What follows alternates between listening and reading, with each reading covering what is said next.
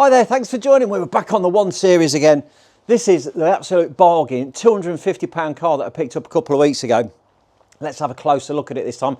Let's plug in the diagnostics to see what's going on, because there is issues with it. When you're driving it, it sometimes jerks and holds back, and I've been told it may well have cut out. I'm not 100% sure. Like I say, I just literally bought the car. I'm just going on what I've been told by the previous owner.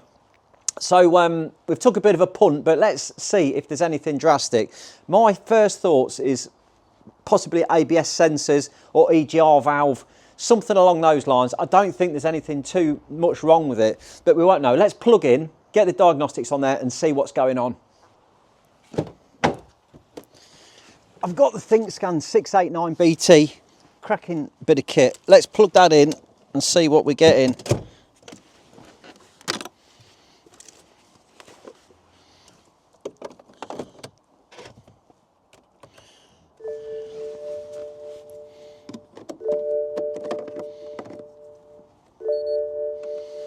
Okay, that's coming to life.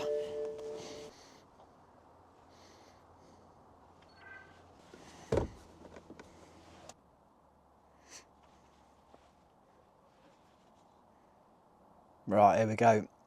Here we go.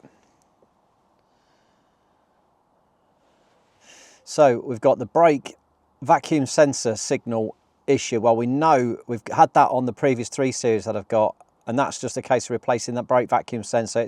That's a nothing fault really. Particulate filter, so the DPF has got an issue. Again, that could be partially blocked. We can do a clean on that. We've got the kit to clean if we need to. Glow plug activation. Again, these both could be related to the DPF. We have had that. Historical fault on the air mass measurement. That could have been just a connector that's been disconnected. These are all historical, these ones, which is great. Back pressure, EGR. We've got an EGR issue, possibly. It's historical though. So within that, the only ones that are current are these 3 at the top. We've got a DPF issue, a glow plug, and the vacuum. These though can all be related. So on the instrument cluster, outside temperature sensor, there's a historical fault on that. I don't know what it's reading at the minute. Possibly that's why on the screen it's got an exclamation mark, but we shall find out. I'll see if that's probably got a, which is behind the bumper. There is that behind the bumper, which may well, is that, oh, okay, ultrasonic sensor on the parking sensor at the back here. Look, we've got the rear center left one has got an issue, and that's why the parking sensor light has been coming on and flashing. We've got a side light bulb gone, which is no issue there. And again, that's a historical fault, so that may well have had the bulb changed and it's okay. And that's it, look, that's it. So first thing I'm going to do is just clear these and see what comes back.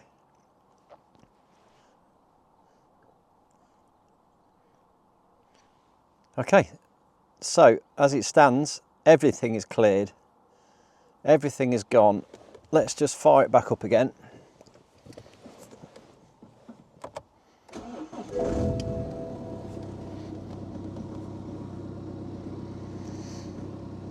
So it started up nicely, it's running.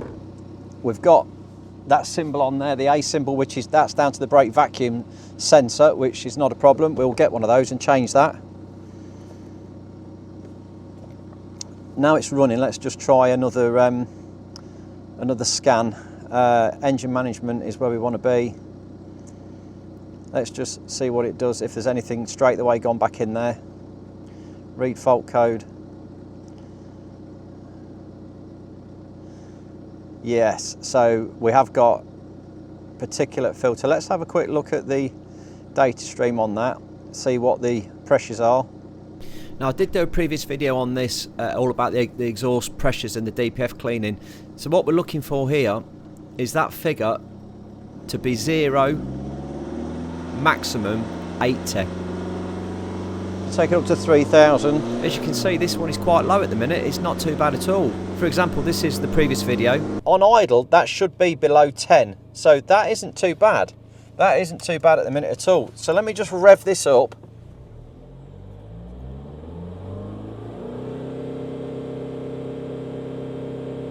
and you see there it's up to 125, 129. We really want that below 80. Let's get back to our job in hand. 34. So which is well below the maximum 80 that we're looking for. So that's nothing that a decent regeneration, or what I will do is I'll put the cleaner through it. It's not bad. It's not bad. It's not too bad. We've seen worse. Let's drop out of this one and just have a quick peek at that glow plug, just to see what that's. This is the computer's AI definition of what's going on. It gives you a whole breakdown of things you can test and try. We'll come back to this in a bit though. We've got the air mass fault. Air mass measurement current.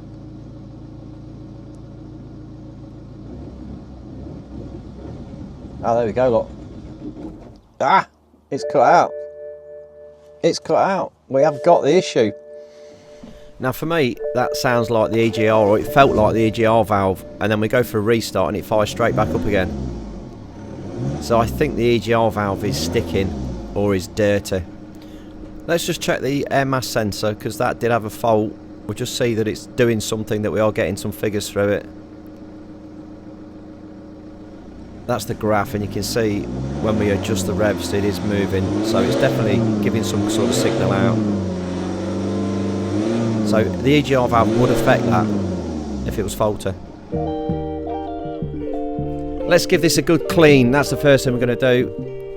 I've got some traffic film remover. We can buff that all over it. This is going to loosen off that algae in the dirt. Bit of snow foam on there. This is all totally more when the camera fell over. Did you see that? This stuff's great. This will just loosen off all that dirt and debris that's on there. Some people will hate me for it, but I'll get the brush and give it a good scrubbing now. That'll loosen it off, and then jet wash it off, and it's going to look as good as new. Well, maybe not. Already I can hear that grubbiness is gone, and it's gone smooth. So I'm hoping that all that green algae is going to come off. This is the Karcher K3 pressure washer. I've got a little video, the little thumbnail in the corner there. I did a full review on this. Great bit of kit. Now that's coming up really well. Really pleased with that. Let's just get the bonnet up. We've got all these leaves. It's been stood under a tree and they all block the vents up there. These are the drain vents. So we'll fish all of those out. Get these vents unblocked, otherwise the water can't get through and then it starts to leak inside the car. So just make sure these are clear. We've got tons of leaves in there. Right, let's get back to repairing.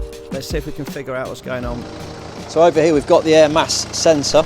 Let's pop the engine cover off. It's just on a couple of rubbers at the front there. Give it that little tug and then slide it forward. We can disconnect the air mass sensor. Just have a quick look at the pins, make sure they're not corroded or damaged. Click it in, it does do something. It shows when I've connected it. You can see the difference in the waveforms there. First things first, so let's get the air filter out, check it, make sure it's not blocked or dirty. I know the car's got a full service history, but you never know, so let's have a look. Let's get the cover off.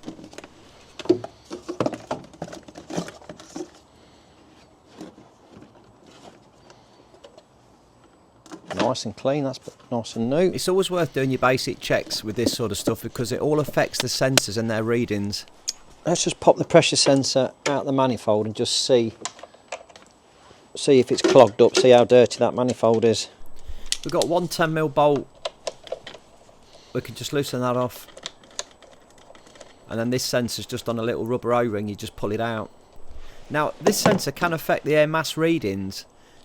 The ECU takes readings from all the sensors on the engine, all directly in relation to each other, and it wants to see what it knows, and if something drops out of tolerance, it can affect another sensor. Yeah, that's pretty blocked. So if the ECU believes what this sensor's saying more than the air mass sensor, then it's going to chuck a fault in for one or the other. You can see that lot. Let's give that a good clean. So I grabbed the carb cleaner. I popped a link in the description for this. It's great stuff for cleaning loads of different things. Brilliant for these sensors. We've just got to be careful we don't get too much down the actual hole though into the sensor. And I've got a little pick there just to get the rest of that out of there. Now we're getting somewhere. Can actually see in the sensor again. Oh, let's get that back in again. This sensor is really important. This one is monitoring the pressure within that inlet manifold. So it's doing important roles. It's adjusting fueling, it's adjusting turbo pressure, it's allowing the ECU to know when to activate the EGR valve and when to disconnect it. It's doing loads and loads of stuff, so it's really important that we get this one cleaned out and it's working properly.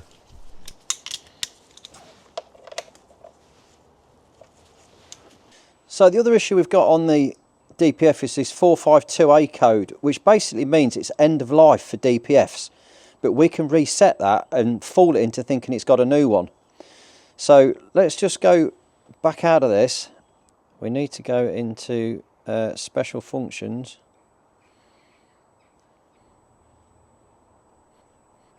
Here we go. So diesel particular filter replacement. If we click on that. BMW put a life of about 150,000 kilometres on a DPF, and you need to either replace it or reset it. And now we want to reset the values, so we go F1, yes, continue, and there we go. Now it thinks it's got a new DPF fitted to it. And I will be doing the full DPF clean on it using the JLM kit, like I did here on the 3 Series. We'll be doing that in another video though, and then it will be like it's got a new DPF on it. It's got a Bernie top. And we should have got rid of that fault code. If we go back to codes and just clear them now. So if we just do clear codes. Okay, and then start the car up. That should be gone.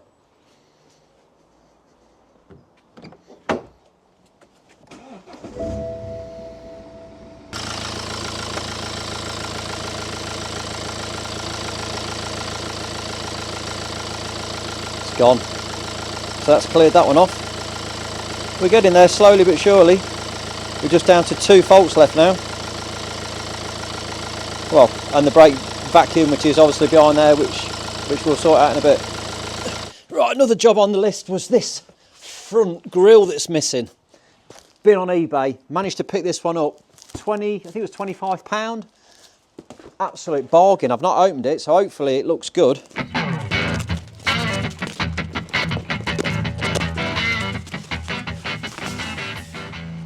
Yes. Right. And this literally just clips in the front.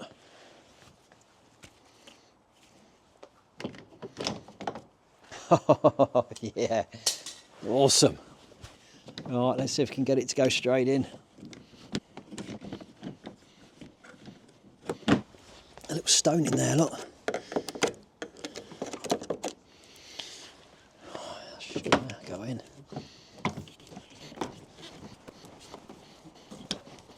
Yeah, it's there. Oh, that finishes the front end off nice. Oh, that looks better. Right, let's give it its first quick interior valet, get the hoover on it, suck all this crap out. I'm using this Makita hoover, it's the dust extractor, 2 kilowatts, it's brilliant.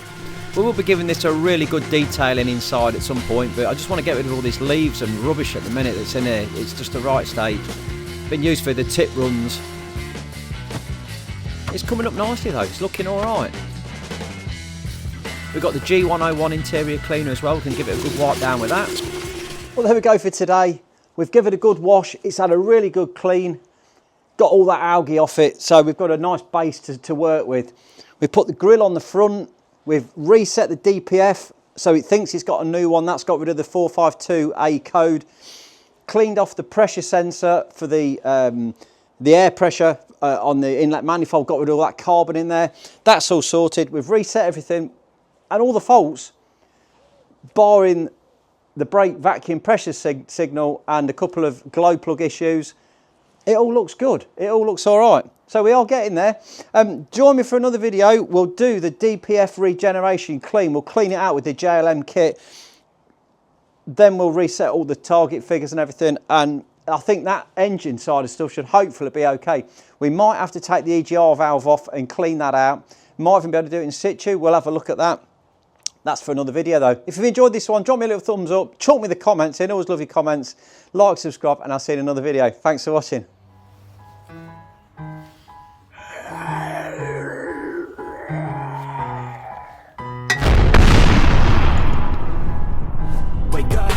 Today's gonna be a good day. Wake up, today's gonna be a good day. Wake up, today's gonna be a good day. Wake up, today's gonna be a good day. Wake good day. Wake up, today's gonna be a good